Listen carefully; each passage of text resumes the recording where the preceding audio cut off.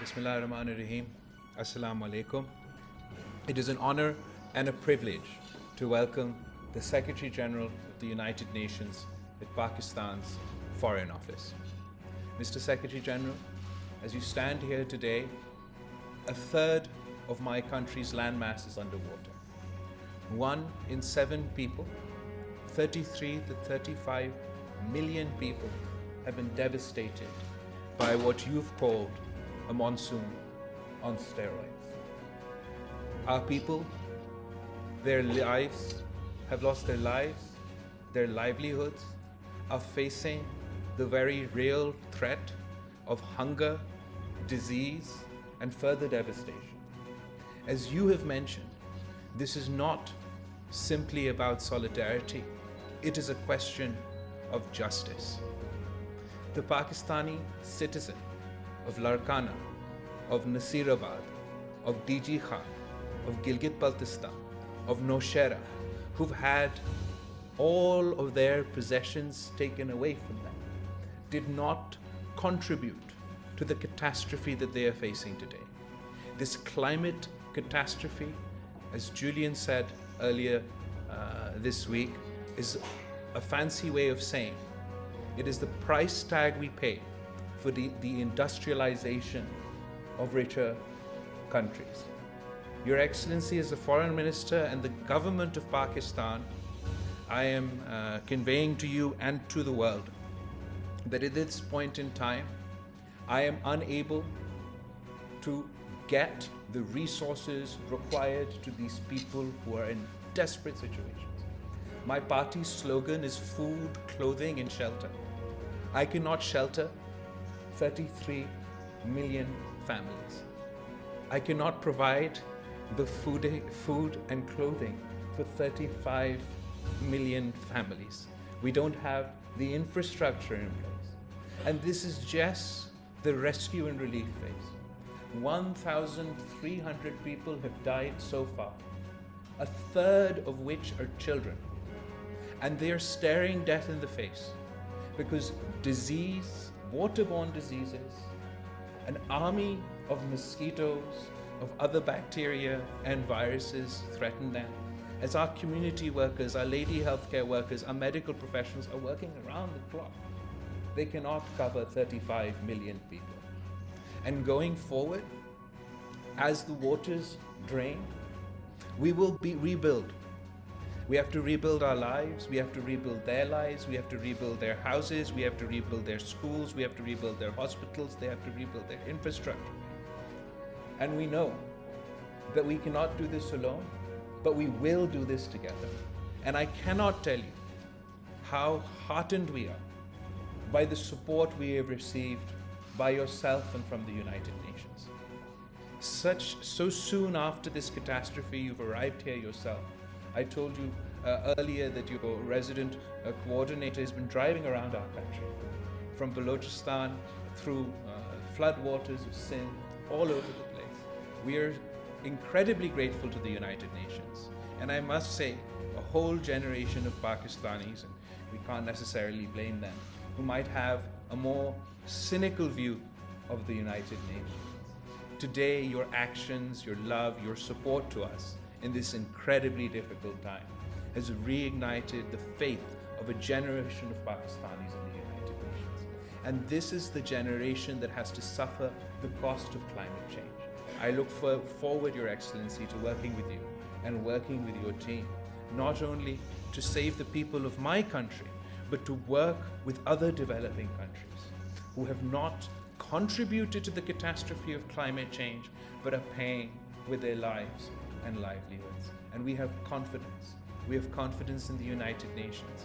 We have confidence in our international partners that they will not leave us in our difficult times. And we will build Pakistan back and build back better.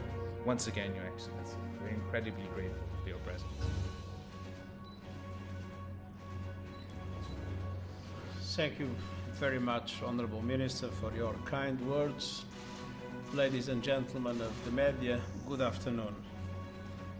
I'm here to express my deep solidarity with the Pakistani people over the devastating loss of life human suffering and physical damage caused by this year's floods, a product of the intensification of climate change. Today, I was briefed by Prime Minister Sharif, Foreign Minister Bhutto, and other senior members of the government on the latest developments. Some regions of Pakistan have just experienced their wettest August on record, and rainfall in some provinces was up to 8 times higher than usual. Climate change is there. And tomorrow I'll see the impact of the floods in different areas of the country. But we have all seen media images of the extraordinary destruction. And I can only imagine the power and ferocity of the water as it bore down on villages, roads, bridges, and everything else in its path. It was clearly terrifying, a wall of water. And my heart goes out to everyone who has lost loved ones in the tragedy and all those who have been affected by the loss of their homes, their businesses, and their livelihoods. I visited Pakistan many times when I was High Commissioner for Refugees. And Pakistan hosts one of the most effective and generous refugee operations of the world in support to millions of Afghans. So this is not my first visit to Pakistan. I have a love affair with the Pakistani people now for 17 years. I was in 2005 talking to the victims of the earthquake. I remember the devastation of the floods in 2010. And I remember being with displaced people when you had this terrorist attack going down the Swat Valley and coming close to Islamabad and seeing how dramatic their situation is. And many times in Baluchistan and Khyber Pakhtunkhwa, I saw how Afghan communities were generously hosting Afghan refugees. And one thing I always discovered in Pakistan was the way people would support other people, Pakistanis or Afghans. Communities would support other communities with an enormous sense of generosity and solidarity. And so it is very emotional for me to see the level of suffering that so many Pakistanis are having at the present moment. Because it is heartbreaking to see such a generous people going through this crisis. No country deserves this fate, but particularly no countries like Pakistan that have done almost nothing to contribute to global warming. Pakistan and other developing countries, from the Horn of Africa to the Sahel, are paying a horrific price for the intransigence of big emitters that continue to bet on fossil fuels in the face of science, common sense, and basic human decency. Even today, emissions are rising as people die in floods and famines. And this is insanity. This is collective suicide. From Pakistan, I'm issuing a global appeal. Stop the madness, end the war with nature, invest in renewable energy now. And as the crisis gathers pace, it is clear that most countries are nowhere near prepared. Developed countries must step up and provide Pakistan and other countries on the front lines with the financial and technical resources they need to survive extreme weather events like these deadly floods. Half of all climate finance must go to adaptation and resilience in the developing world. And developed countries must produce a credible roadmap to back their commitment to double their financial support. Loss and damage from the climate crisis is not a future event. It is happening now, all around us. And I urge governments to address this issue at COP27 with the seriousness it deserves. Ladies and gentlemen of the media, The United Nations is on the ground to support the Pakistani government's relief efforts. We and the civil society are making good use of the funds released from the UN Central Emergency Response Fund, and we are stepping up our efforts through an air bridge from Dubai. Our people have delivered food or cash assistance to hundreds of thousands of people in Balochistan and Sindh, tons of emergency supplies to support children and women. But let's be clear, what we have done is a drop in the ocean of the needs of the Pakistani people. Hundreds of thousands of people are living in camps, and many more, 6 million as far as I know, are with host communities that are sharing everything with them. An important reason for my visit is to draw the attention of the international community to this climate catastrophe and to appeal to massive support. Pakistan needs massive financial support for the relief and then for the recovery. And as I said this morning, and I repeat, it's not a matter of solidarity or generosity, it's a matter of justice. Before I conclude, allow me to say a few words about the passing of Her Majesty Queen Elizabeth II. On behalf of the United Nations, I extend my sincere condolences to the Queen's family and to the people of the United Kingdom and the wider Commonwealth. Queen Elizabeth exemplified the values of calmness, dignity and grace.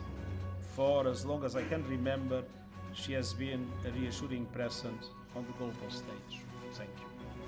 Thank you. Colleagues, for better time management, I would like to request you to pose a single, concise question so that we can have the corresponding answers. Gentlemen, on the right side, yes.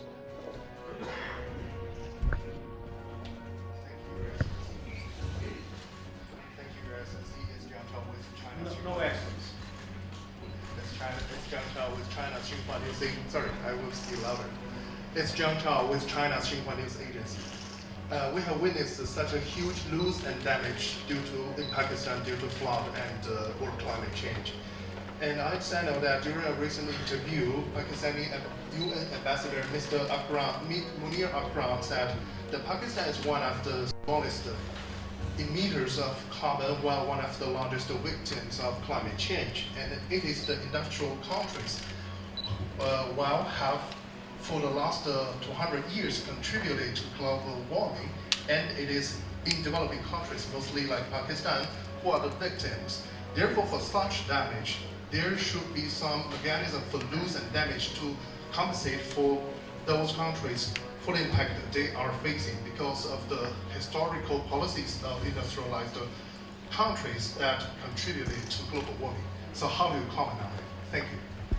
Well, it is obviously that there are a number of countries in the world. We calculate about 15 hotspots where countries are particularly vulnerable and are already paying a heavy price in relation to climate change.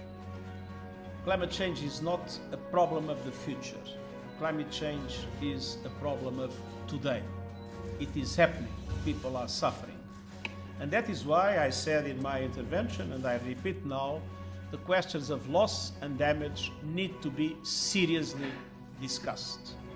And that discussion, that I hope will take place in the COP in Cairo, hopefully will be translated by an effective support from the developed world to the most impacted developing countries to build resilience and to adapt to the circumstances that were created by others.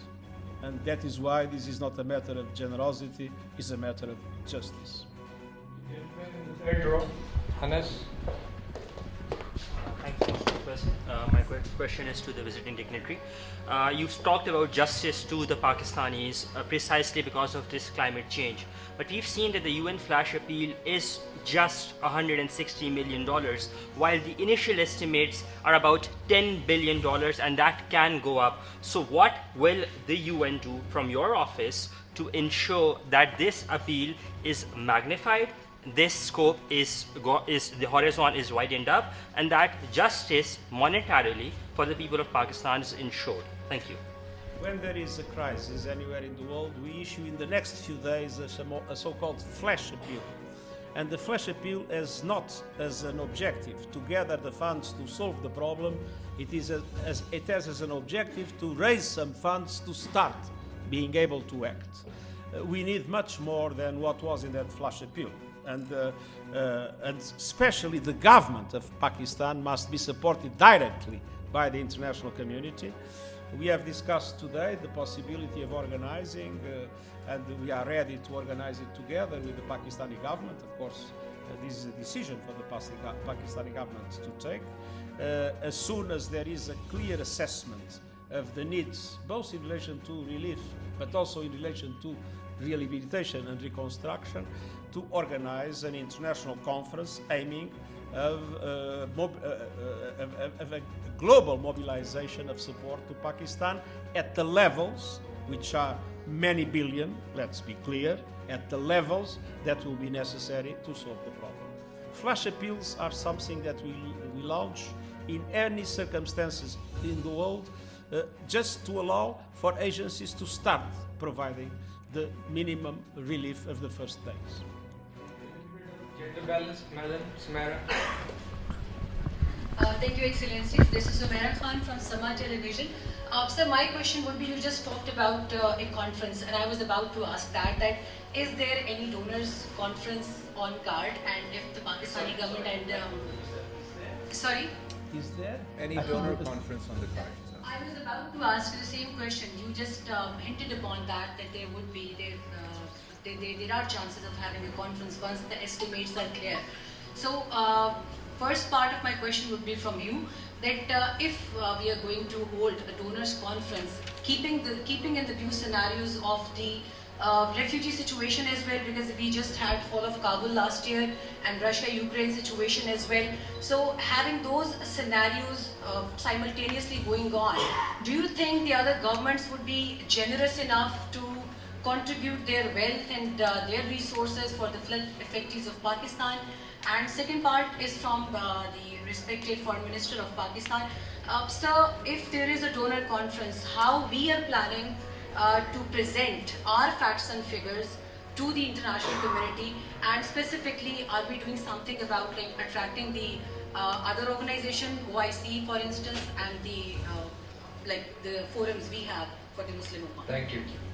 Of course, I am worried with the fact that we are witnessing some reductions in official development aid, and that we have several of our operations severely underfunded. So there is a concern in relation to that.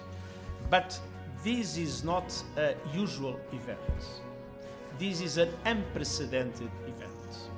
And so I think this will, first of all, help us put again climate change in the front line of the international agenda.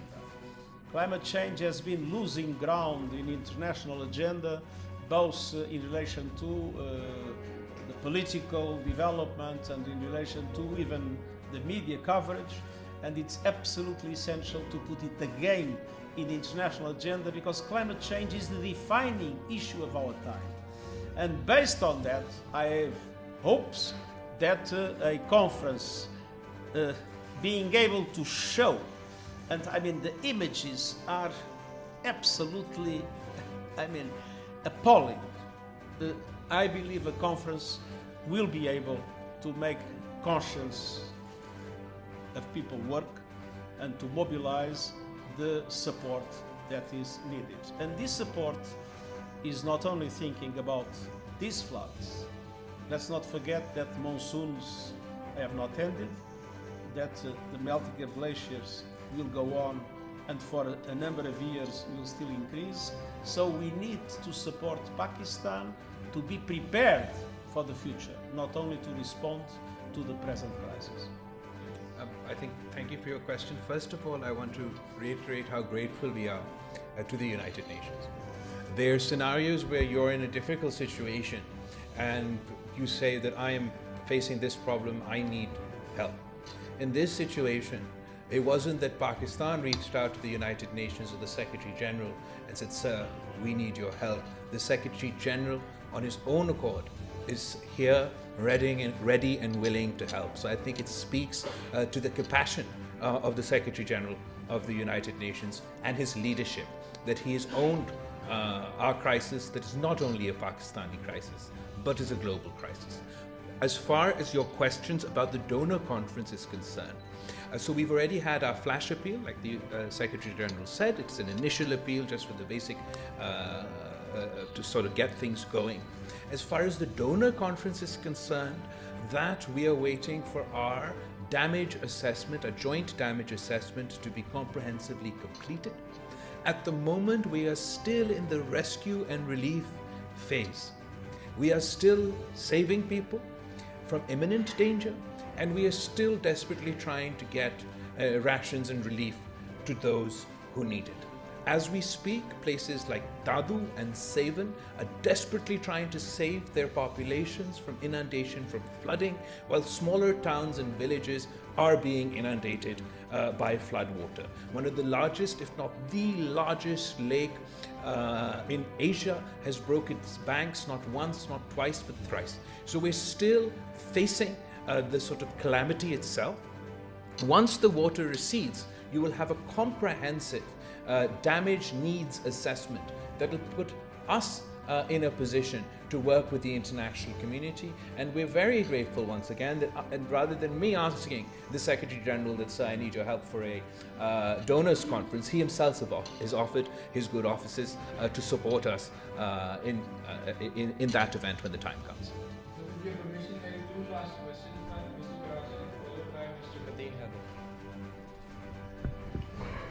Thank you very much. Excellency, thank you for coming over to Pakistan. I'm here, and you are not a stranger even for us. We acknowledge as a friend that he is here. Massive destruction that you talked about, and no end still for the miseries of human beings. But I was really touched when you also talked about the war on terror. And the biggest victim of the war on terror is rightly standing beside you, our young foreign minister who lost his leader, his mother, his mentor. Pakistani suffered 80,000 people died and over $100 billion losses. And now the second, tragedy is in form of climate change. And again, Pakistanis are dying. Why Pakistan has to pay the prices every time whenever there is a crisis in the world? Would you advocate or would you consider talking to the world instead of a debt rescheduling? They should go for a debt write-off against Pakistan. और honourable foreign minister, मेरा आपसे सवाल ये है, सुबह जब ये सारे उठे होंगे तो इन्होंने इंग्लिश न्यूज़पेपर पढ़े होंगे और हर न्यूज़पेपर की हेडलाइन वो फ्लड विक्टिम्स के हवाले से नहीं है, वो इस तबाही और बर्बादी के बारे में नहीं है जो आपने देखी है, मैंने देखी है। वो हमारा पॉलिटिकल लड़ाई है जो हेडलाइंस में नज़र आ रही है। हम अगर खुद फोकस नहीं कर पा रहे, I am not blaming any party, हम खुद फोकस नहीं कर पा रहे तो हम दुनिया की तरफ क्यों देखते हैं कि वो हमारी मदद करे। And I really appreciate mister Julian when he last time talked the same thing and even asked us as a media to show the story of the world. Thank you. If there is anything I've been talking all the time, especially since the beginning of the COVID, is the absolute need to have effective mechanisms of debt relief in the world for developing countries that are on the verge of financial collapse. We had just one initiative, as you remember, a suspension of the payment of debt now for 2 years for least developed countries, but there are no mechanisms of debt relief. There is a framework that has been very slow and only 3 countries applied because it's not effective at all, and there are no mechanisms of debt relief in place, especially for middle-income countries.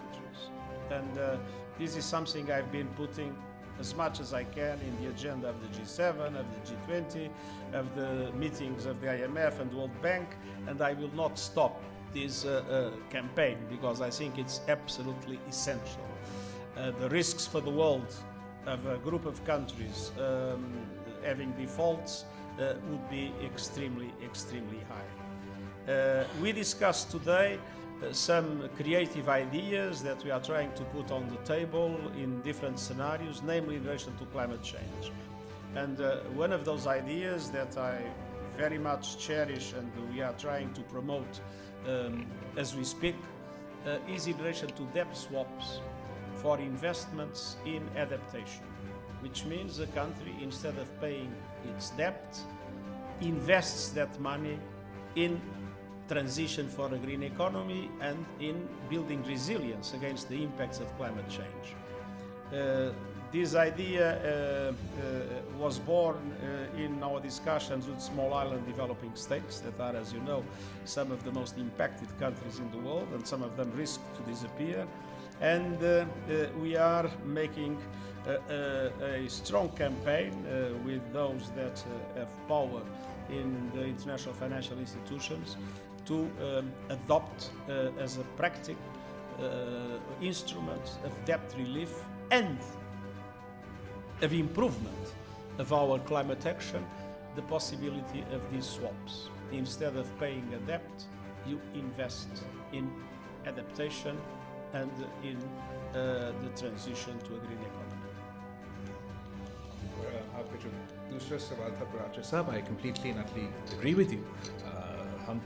For quite some time now, we have been trying to advocate that our national attention and therefore then following which we'll see international attention should be on flood relief, the flood victims, and our fellow citizens that are facing a scale of a catastrophe that we have never seen in the existence of our country. And you're very right. Unfortunately, we get distracted by political events. And we're very grateful to those who've consistently engaged, particularly amongst the media community, because we know that there's a race for ratings. And unfortunately, उस race for ratings में कभी-कभार जो अहम issue होता है, जो pressing issue होता है, वो miss हो जाता है और जो सबसे ज़्यादा तमाशा करता है उनको spotlight दिया जाता है. We can't afford that right now. So our efforts and our focus from the very start have been on the flood victims and our appeal to fellow political parties, particularly from the opposition, that there will be a time for politics. There will be a time for us to hold large rallies and jalsas and abuse each other in public. But this is not the time. This is the time to unite as a nation and to help desperately in need Pakistanis who are suffering in all 4 provinces of Pakistan. I've noticed that whenever I come to this place, they are only selected a few journalists. They are always asked. They are always allowed to ask questions. We are from foreign media, and I've been raising my hand. I have just 2 quick questions. One question is, according to a 2019 report of Water Ministry, in the past there used to be natural waterways that could carry more than 1 million cubic water. And because of encroachment, that has shrunk to 100,000. Most of those who encroached upon, they are from the elite and super rich classes of Pakistan. What will government do to clear? Because many people believe, many experts believe that had they been cleared, this would not have brought big disaster. My second question is directed to the respected Secretary General. There are critics who believe that the United Nations failed in helping African countries get reparations for slavery. There were colonial power like the United Kingdom, according to Columbia University, looted $45 trillion from this region where you are standing, and they were not given any reparation. The United Nations failed in preventing France from carrying out nuclear detonation in South Pacific Ocean that has jeopardized the very existence of some countries. It failed in preventing United States, which is one of the biggest polluter in China, from spending on fossil fuel. So how can the people of Pakistan pin hopes on the United Nations that we are suffering from because of the misdeeds, because of the recklessness of the global north, that has been spending, on fossil fuels. The largest companies belong to global north. How can people of Pakistan pin hopes on the United Nations that it will help in this, hours of, test difficulties? So thank you. So I disagree that specific journalists are asked question every time. For example, today my friend from the Chinese media and from Sama TV have asked me a question for the first time. Second of all, as far as encroachments are concerned, absolutely. Okay, monsoons mein, barishon mein, normal rain and weather events, they are encroachments on drains and on sewerage edges, natural waterways that could help the water exit faster. In this case, where we have a 100-kilometer lake that is developed in the middle of Pakistan, where from the mountains of Balochistan water is pouring in. From the skies above, we had 2 months of just flood from the skies. And when the Indus is, the floods of the Indus are descending down, all collecting in the province of Sindh to form that 100-meter lake that is still descending to our province. आप मुझे बताएं कि मैं कितना बड़ा drain बना दूं? कौन सा ड्रेन खड़ा हो सकता है? कहाँ डैम खड़ा हो सकता है जो 100 किलोमीटर वाइड लेक को रोक सकता है, जो 100 किलोमीटर वाइड लेक को ड्रेन कर सकता है? There is no man-made infrastructure that can evacuate this water. We are relying on gravity, and we're below sea level, and we're relying on what drain can compete with the mighty Indus? What drain can compete with such vast bodies of water? So I understand that in a normal sort of circumstance, aam barishon ke liye, you can talk about sort of the construction of elite housing societies and such things on natural. In this case, it is the disaster of such a scale that there is no drain that can address this issue. Well, if there is something the United Nations, and me in particular, have been insisting very strongly in the last few years, is of the absolute need of developed countries to fully fulfill their commitments in the Paris Agreement in relation to support to developing countries. And we were behind the campaign that was made for adaptation to be taken seriously, and that led to the promise, let's see what happens to the promise, of $40 billion per year in support for adaptation in developing countries. And we are in the first line of putting in the agenda of the COP loss and damage. So we are really doing everything we can to push those issues in the agenda and to put pressure for them to happen. But it's not the United Nations that decides those things. It's member states themselves, and it's the international financial institutions that manage, to a certain extent, if management is the right word to do, the global financial system. And if there is something that I've been saying loud and clear, is that our global financial system is morally bankrupted. In South Asia, which is issue of Jammu and Kashmir. And whenever you come to this region, Pakistani leadership definitely takes you into confidence over peace and security. So peace and security is directly linked with the unresolved issue of Jammu and Kashmir. And India only listened to United Nations as a mediator. So tell us whether are you ready to mediate to ease relations between India and Pakistan? And connected to this is India is also trying to make entry into United Nations Security Council. So with the worst human rights violation record. So in the days to come, do you think India will be given entry into the UN Security Council? Or are there some other plans? What are other plans as far as reforms are concerned? Thank you.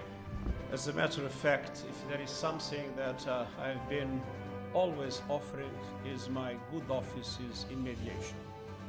But as you know, the Indian side considers that this is a bilateral matter to be solved only by Pakistan and India, and the mediation of the United Nations has not been accepted until now.